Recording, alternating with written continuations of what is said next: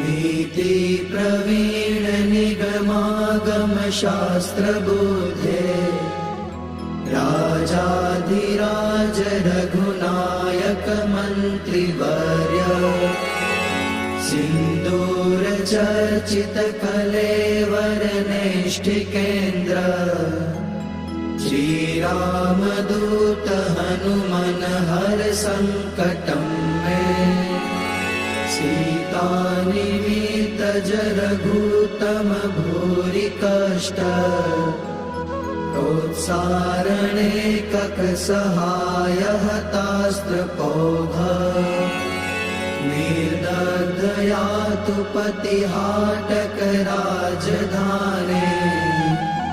श्री राम दूत हनुमन हर संकटं मे